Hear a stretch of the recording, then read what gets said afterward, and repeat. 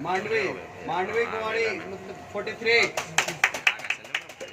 नीतीश 47.5, ये उधर फ्रेश આવે છે नीतीश 52, अरे नीतीश 1 2 3 लगो।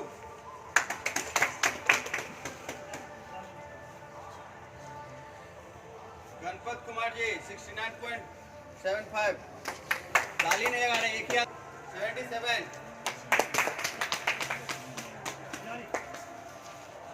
यदुवंशी 81.75, अभिषेक रॉय गलत नहीं है ये यार, यादव जी को हम बोले थे पूरा साइन नहीं करने के लिए। Raju Kumar 93.5,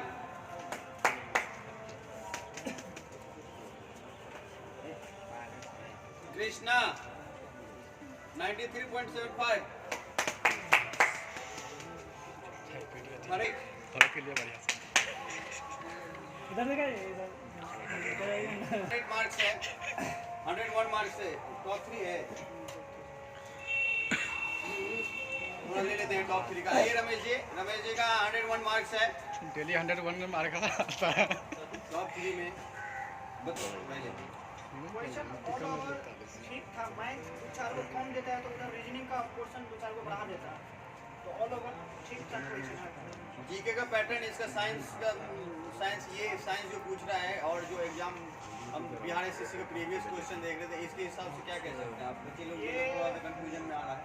science group D का है जो प्रीवियस लग रहा है, मतलब पीछे ग्रुप डी से उठा के दिया गया है, रहेगा 50% तो रहबे करेगा।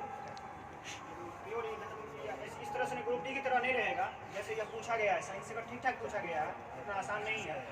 साइंस क्वेश्चंस को लेकर के मतलब थोड़ा सा रीजनिंग का जो सीटिंग अरेंजमेंट है, और ये इसी से कर सके, या मतलब ये अच्छा है या इस चीज़ को स्किप करके चलेगा। पहली बार यदि मैथ में लग रहा है कैलकुलेटिव है, इसमें जो टाइम लगता है पढ़ना रहता है, मारना रहता है, लेकिन बोनस पॉइंट जीके जीएस रहता है। चलिए ठीक है, यादव जी का 101 मार्क्स है, ताली लगाइए, टॉप 3 में आए। यहाँ हल्ला नहीं करोगे, यहाँ पे कुछ और मार्क्स आए। लक्ष्मण कुमार पांडे जी, आइए लक्ष्मण जी, बंद करो। बताइए सर क्वेश्चंस के बारे में। पहले क्वेश्चन लीजिएगा, बाद में क्वेश्चन प्रीवियस ईयर जो हम पढ़े हुए थे, बहुत सारा क्वेश्चन प्रीवियस ईयर से ही पूछा है, जैसे पंचायत सब जितना भी।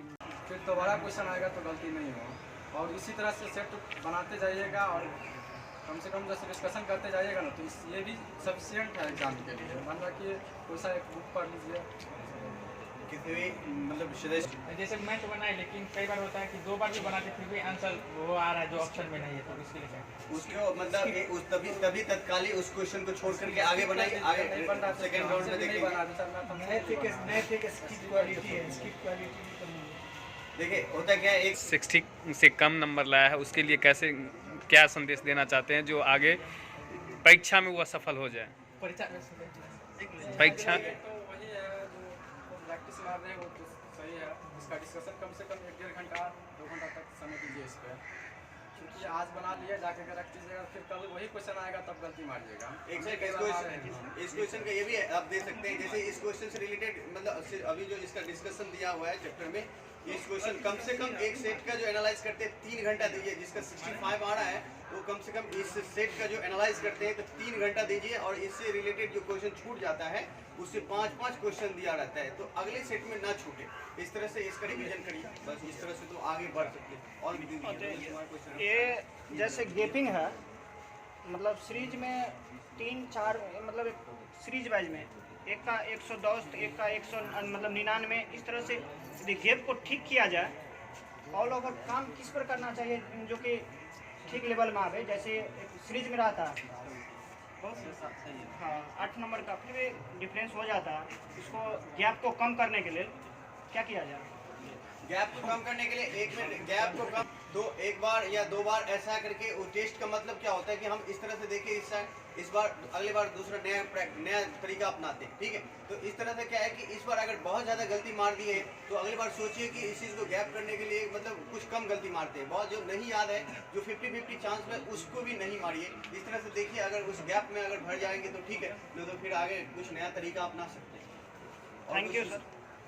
ताली चलिए ठीक है दीपक जी के 112 ताली मारे। लगाइए।